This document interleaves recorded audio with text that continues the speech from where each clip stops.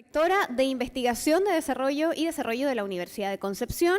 La próxima charla se llama Los desafíos de la explosión de datos.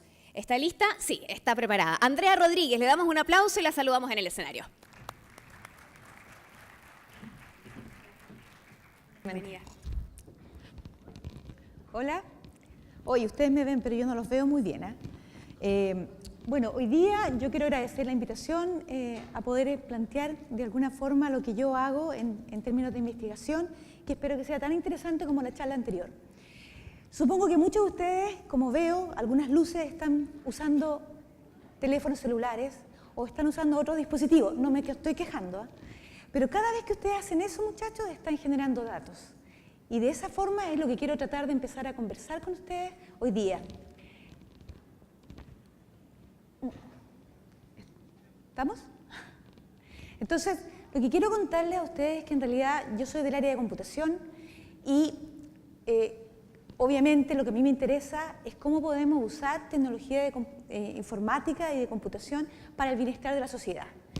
Ahora, con la explosión de la computación que tenemos, estamos generando herramientas y dispositivos que nos permiten de alguna manera usar en forma ubicua. Ubicua significa, es una palabra media extraña para muchos, pero ubicua significa que la computación está en todas partes. Ustedes, cuando usan sus celulares, están usando computación. Cuando van a comprar al cajero automático, o sea, van a comprar y pagan en el cajero, también están usando computación. Cuando incluso la gente en Santiago se sube a un bus, también está usando computación porque usa sus tarjetas inteligentes para marcar que entraron a un bus, etcétera. Le puedo hablar de muchos ejemplos donde ustedes de alguna manera usan la computación, pero no solamente eso, sino que están generando datos. ¿Estamos? Ya. Entonces, quisiera poder adelantar. Entonces, me voy a saltar eso. Quisiera partir diciendo algo. Es importante que la gente distinga lo que son datos a lo que es información. La gente en general habla de estas dos cosas como si fueran lo mismo, pero en términos técnicos nosotros no consideramos lo mismo. Un dato es un hecho, es algo, un valor o una medida que ustedes obtienen de alguna forma, pero no es información. La información es cuando ustedes interpretan y le dan un sentido a ese dato. Así que podemos obtener muchos datos que a lo mejor no tienen ni un sentido y por lo tanto no se transforman nunca en información. Hay algunas cosas que quiero hablar sobre los datos, quiero hablar de datos sobre datos. Entonces, en primer lugar, los datos están creciendo a una velocidad que para nosotros casi no nos podemos imaginar. Se estima que hay sobre 4 zettabytes. Primero que nada, yo entendería que muchos de ustedes no entienden lo que es un zettabyte, pero un zettabyte es equivalente a lo que estoy poniendo en esta parte. Estoy hablando de un 1 más 21 ceros al lado. ¿Y qué es lo que son los bytes? Los bytes son una medida que equivale a un número de bits, que en particular son 8 bits. Los bits son, en computación clásica, una medida de almacenamiento que tiene dos valores, 0 y 1. La combinación de 0 y 1 permite la representación de datos. Lo que estoy diciendo ahí es que tengo 8 por 10 elevado a 21 bits, que es equivalente a un zettabyte. ¿Ya? Ahora, se estima que actualmente tenemos 4 zettabytes de datos, pero que estos crecen y se doblan cada 18 meses. ¿Ya? En particular, para que entendamos un poco y lo veamos un poquito más cercano a nosotros, ¿a qué me refiero con esto? Estoy diciendo que 4 zettabytes son equivalentes a 2 quintillones de imágenes GPS. ¿Qué son esas? Son esencialmente 10 elevado a 15 bytes. ¿Ya? Y aquí tenemos que es equivalente a ¿cuántas horas de música? Bueno, 457 billones o millones de horas de música. A 1 trillón de HD películas, etc. Es solamente para que ustedes traten de dimensionar lo que yo estoy hablando. Es una cantidad de datos que ustedes en general no la pueden imaginar, esa es la palabra. También podemos mostrarle un poco, para que vean la escala, esto es lo que estoy hablando. Yo estoy hablando aquí de zettabyte, esto es, ¿ya? Aproximadamente, para que lo veamos en términos numéricos y puedan asociarse un poco a lo que estoy hablando, ¿ya? Ahora, ¿por qué ha crecido tanto los datos? Bueno, tenemos Internet, eso fue una explosión. Tenemos el uso de celulares, eso fue realmente algo que cambió dramáticamente la cantidad de datos que estamos generando, ¿ya? Tenemos redes sociales, Facebook, Google, etc., ¿ya? Sensores. Ahora toda la tecnología permite tener sensores. Tenemos buses que tienen GPS que van muestreando cada medio minuto la posición donde está el bus.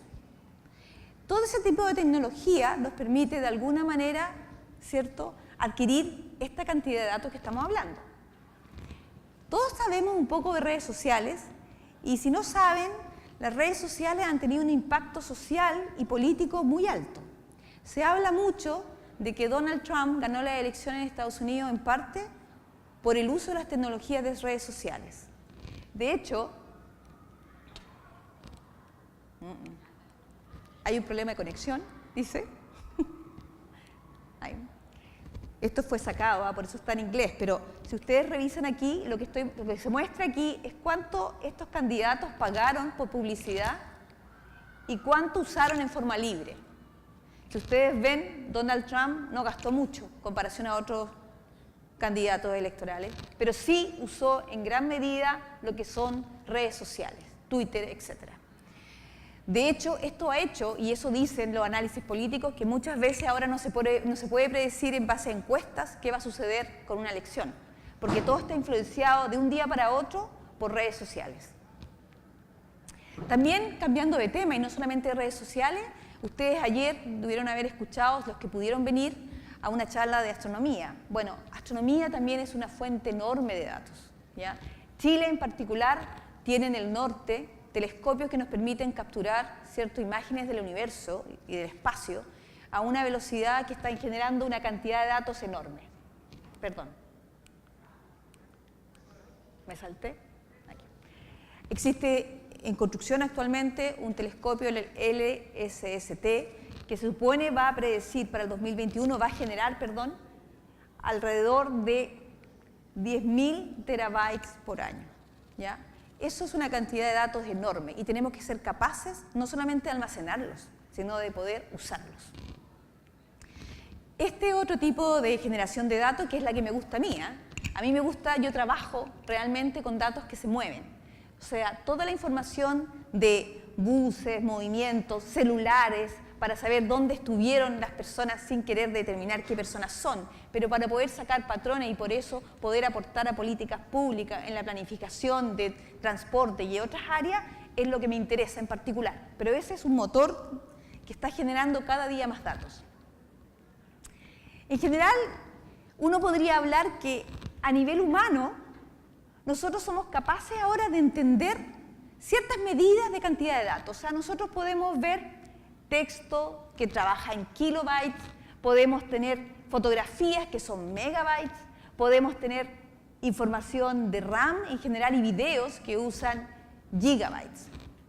Pero el futuro inmediato no es ese. El futuro inmediato es que tenemos la información del Congreso Nacional, toda en formato digital, que nosotros vamos a poder accesar, pero que no podemos apreciar con una visualización única, que es, por ejemplo, tener la biblioteca con 160 terabytes, o tener la Wikipedia, que a lo mejor ustedes usan, ¿ya?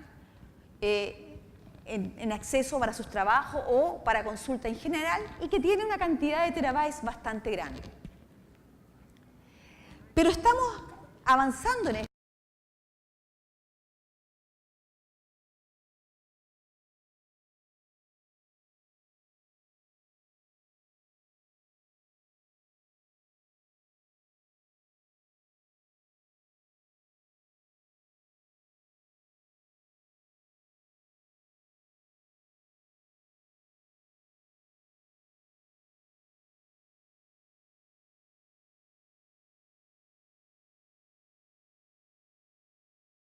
De papel a información en línea. No quiero decir con esto que a mí no me interesen los libros en papel, a mí me gustan. Así que todavía soy una persona de old fashion, como dirían algunos. Pero la tendencia está en que esto se está masificando y cada vez estamos digitalizando cada vez más las cosas. Las fuentes de datos son estas. Sin embargo, tenemos que entender cómo vamos a entender y usar estos datos en la sociedad. Antes, los científicos lo que hacían en general era pensar y plantearse preguntas para después buscar datos y poder testear esas preguntas. ¿Ya? La tendencia que está llevando la masificación de datos y que se dice investigación orientada a los datos o empujada por los datos es que tú observas datos. ¿Ya? Y estos datos de alguna manera te dan sentido y te hacen generar preguntas que validas con más datos. Pero en realidad tú planteas la pregunta a partir de lo que tú analizas desde los datos, que es un enfoque totalmente distinto a la investigación clásica que venía llevándose a cabo anteriormente. ¿Ya? Ahora, la explosión de los datos tiene varios desafíos. ¿Y cuáles son sus elementos relevantes que quiero resaltar? La explosión de datos no solamente trata de cantidad de datos, ¿ya? Big Data, que es el típico nombre que se da, no es solamente acerca de altos datos, es acerca de datos distintos. Entonces tenemos diversidad y variedad de datos. ¿A qué me refiero?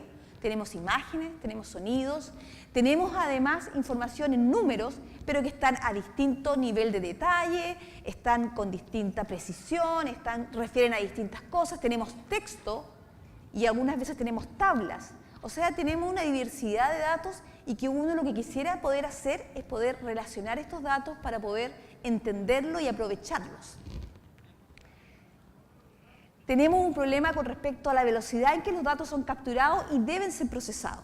Obviamente, las demandas masivas de acceso a sistemas están provocando que queramos respuestas más rápidas. ¿A quién le gusta estar esperando un minuto por una respuesta en el celular? Obviamente a nadie. Y cada vez nos ponemos más impacientes. Entonces, hay una demanda en ese sentido. Voy a empezar a acelerarme. Tenemos desafíos en términos de modelamiento de datos, significa cómo representamos los datos y cómo los accesamos. Cómo además somos capaces, de alguna manera, de poder analizar si estos son consistentes o no. Consistente nos quiere decir correctos, significa que entre ellos no provocan contradicción. Y ojo con eso, nunca datos que reciban necesariamente son correctos. Puede que sean consistentes, pero no correctos. Ahora, quisiera resaltar aquí algo importante. Tenemos ciertas preguntas que uno debería plantearse cuando usa los datos y todas estas tecnologías. Primero, ¿alguien de ustedes lee las cláusulas de privacidad de todos los sistemas que usan? ¿Alguien sabe de quién son los datos? Todos los datos que ustedes generan con el uso de la tecnología son almacenados por estas empresas que proveen el servicio, en forma altruista o no, pero es así. Por lo tanto, ¿alguien sabe de quién son los datos? ¿Alguien sabe dónde están esos datos? Pero más importante, lo que me preocupa a mí es, ¿a alguien le importa? Bueno, a mí sí. Y creo que nos va a tener que empezar a preocupar, ¿ya? Europa nos lleva la ventaja en eso y está generando políticas claras de manejo de privacidad de estos datos. Voy a tener que saltar, pero hay muchos desafíos que tienen que ver con el procesamiento de estos datos masivos con respecto a cómo los vamos a almacenar, cómo los vamos a procesar, cómo los vamos a analizar en términos de uso de inteligencia artificial, por ejemplo, que es un mecanismo que está muy asociado al Big Data, ¿ya? Y principalmente el desafío que nos provoca la sociedad completa es generar especialistas y gente que esté dedicada a este tipo de desafíos y problemas de la sociedad. Necesitamos especialistas o data scientists, que le llaman, que sean los que manejen y aborden todas estas problemáticas que he tratado de presentar hoy día. Así que esa sería mi presentación. Muchas gracias.